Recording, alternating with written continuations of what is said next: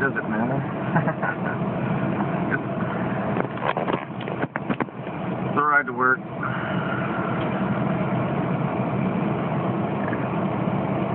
I know. It didn't make any sense. I took off one pair of glasses and put on another pair of glasses. There's a reason, trust me.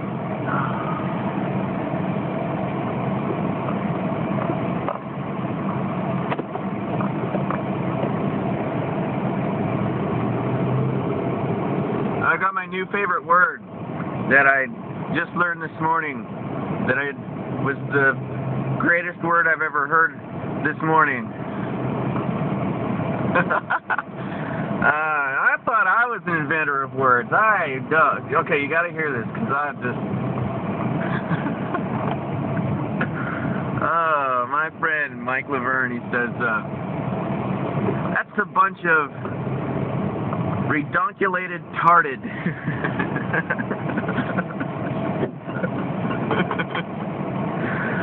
Oh, I lost it.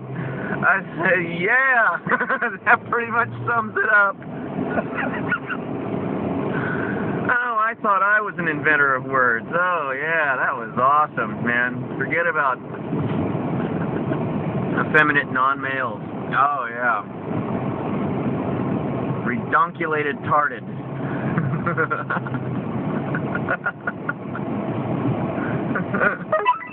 Oh, my video is going to be about 10 minutes of me just going on and on about redonculated-tarded. Yeah. Oh, gosh, that was awesome. I got some movies to catch up on, man. I've got like half a dozen. I have had no time lately. As a matter of fact, I went to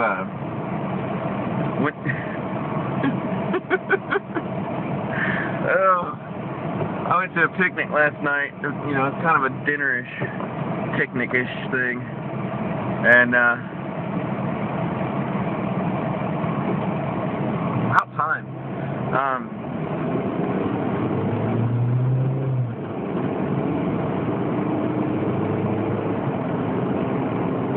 It was a great picnic. By the way, Mr. Randall and Mrs. Deborah Hand, I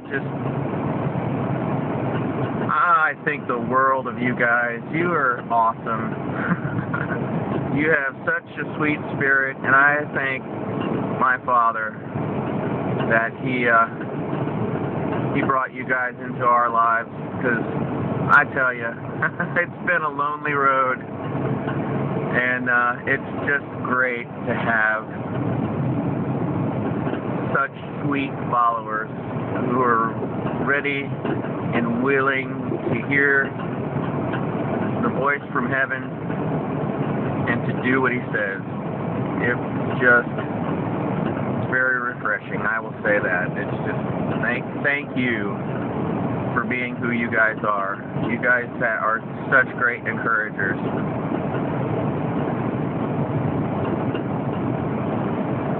Anyway, we went to dinner, and like on the way to dinner, I was so wiped out. Don't ask me why. I don't know why. Well, I do know why. But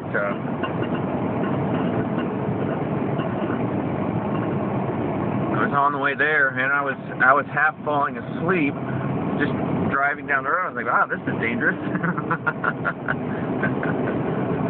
And on the way home, I had Natalie drive. Firstly, because I didn't bring, I was wearing sunglasses, and that was all I had.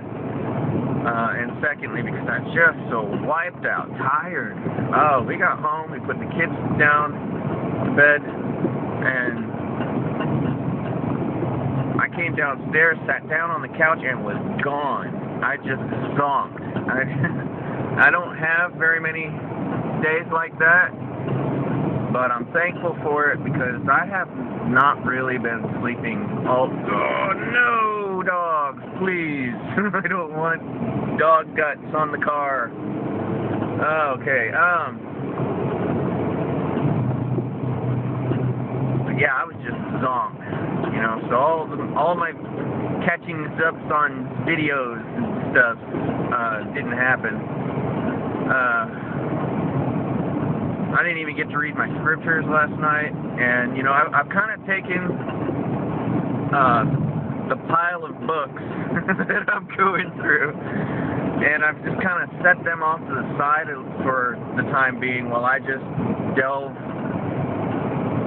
into the Word, because, man, the revelations that have been coming out lately are just phenomenal, and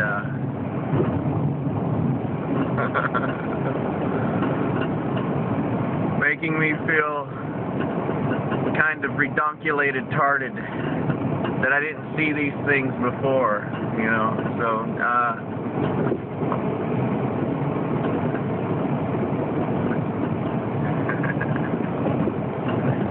redonculated-tarded.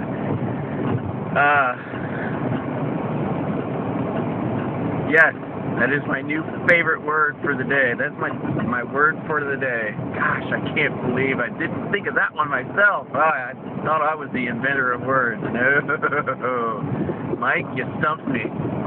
You trumped me. That was awesome. Anyway, redonculated-tarded. So I was wiped out, man. I even woke up late this morning, so I'm kind of, this is a late post day, and I'm feeling more refreshed now. But even when I opened my eyes at like 7 o'clock this morning, I was just wiped out. I had these bizarre dreams about people living in the mall and kind of this communal thing, and there were zombies and people, you know, were setting up sort of little shops like things, you know. One of them was the tattoo artist, and they were believing these weird not wives' tale, what do you call that?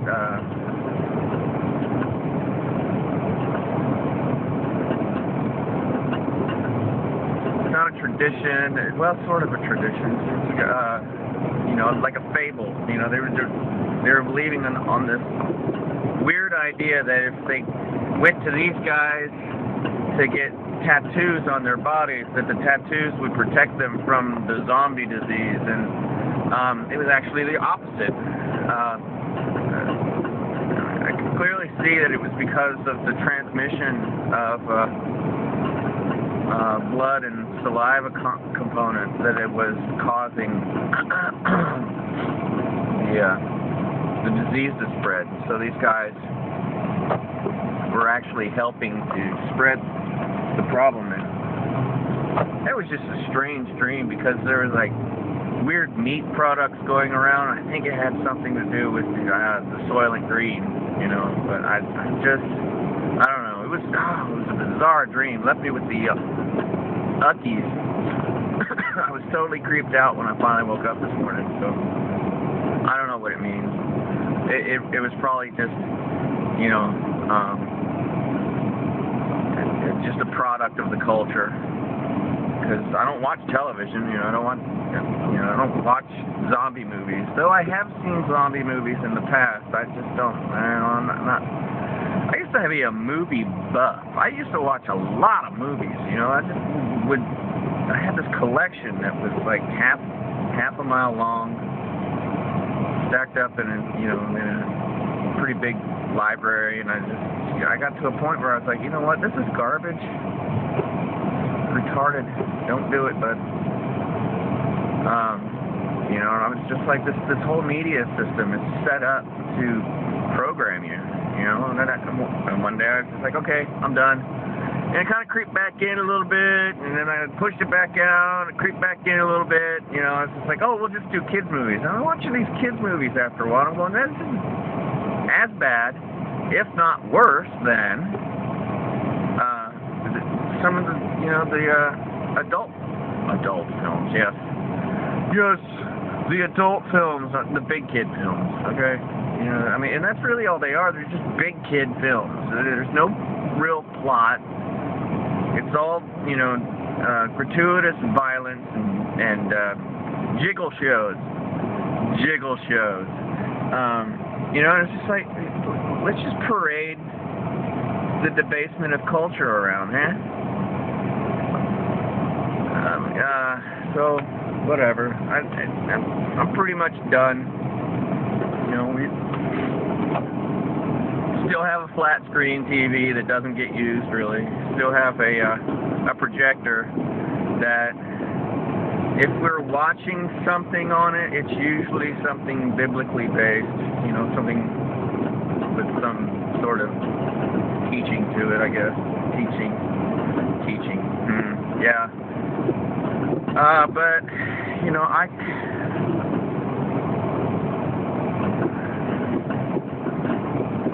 no, I ought to keep that thought to myself. I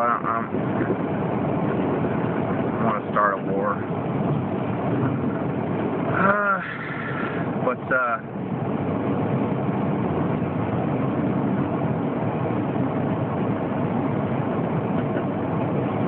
you know, let's go to this extent. You know, I came from a house where the television was on.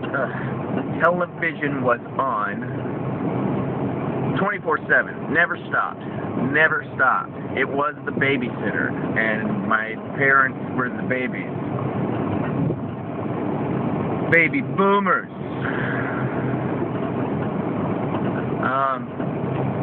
And it's still like that in their house now. The television is on all the time.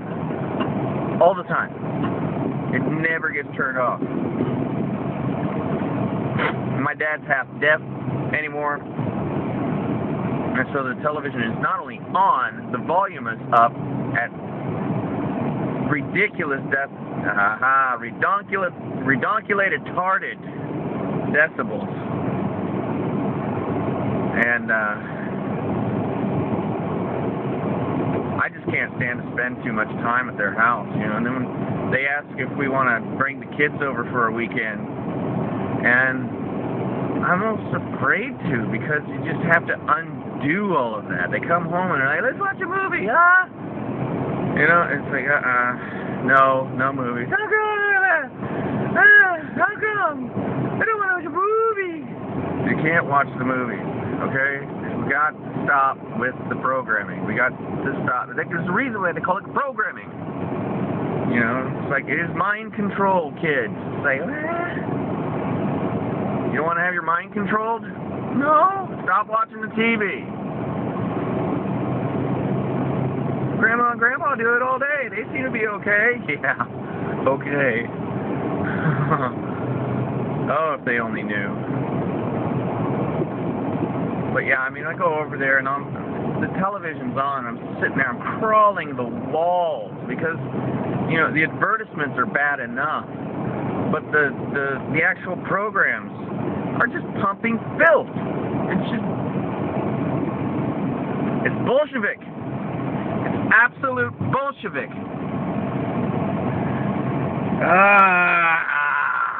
And, you know, I start crawling the walls, and then they wonder why I'm in a bad mood. I'm like, turn off the television!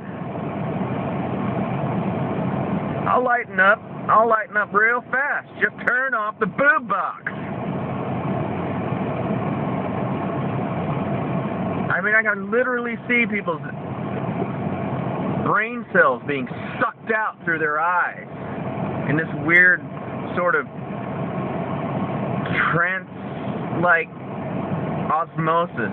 You know, it's yeah, I am at war with the television. And, you know, to be honest with you, I'm not exactly sure how great BoobTube is, you know, but you know, it's a vehicle. It's a vehicle. Using the enemy's weapon system against them. Since I can't get on access to TV to speak of, and I'll just do this, okay? I will just do this. That's what we got. That's where we're at. Redonculated-tarded.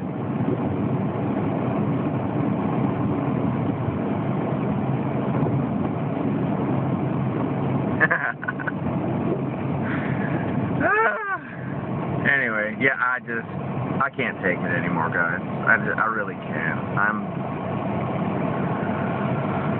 It's like I'm holding on to this kite that's in a, force 10 gale. It's being ripped to shreds as I'm trying to hold it. And I just want to let go. I really do. I just want to let go.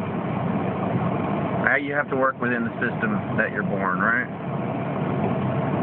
I can't go be like John the Baptist, can I? No.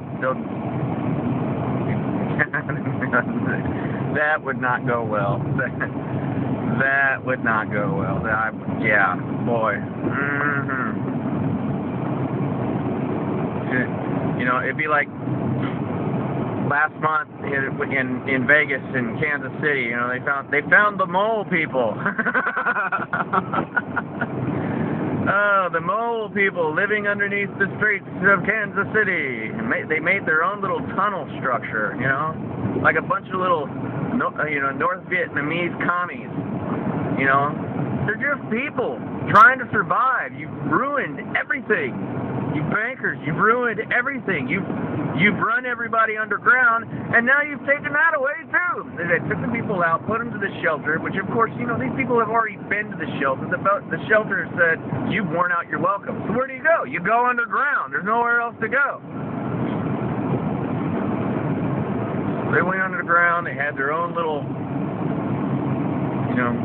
tunnel system set up with hubs and cubby holes, and it's like, oh, you people are living in squalor. Well, you caused it, ass!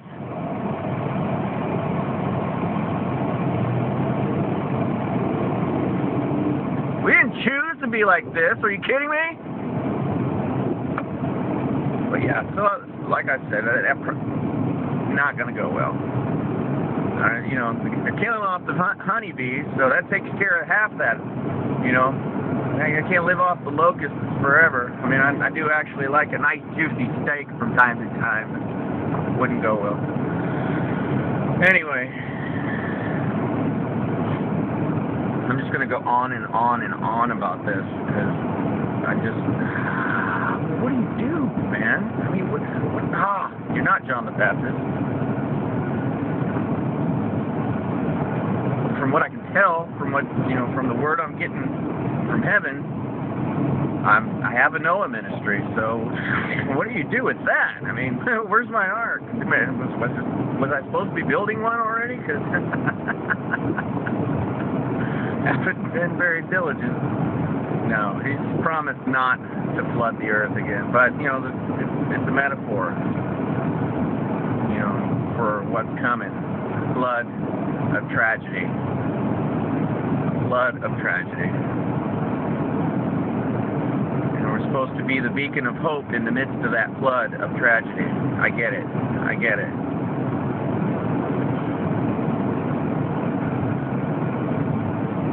The ark is here.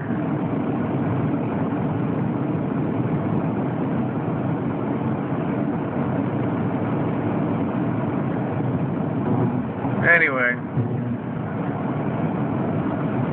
have a great day, people. Peace, shalom, and may Yahuwah keep you, bless you, and keep you. May Yahuwah make his face to shine upon you, be gracious unto you. Yahuwah lift up his countenance unto you and give his fullness. Shalom.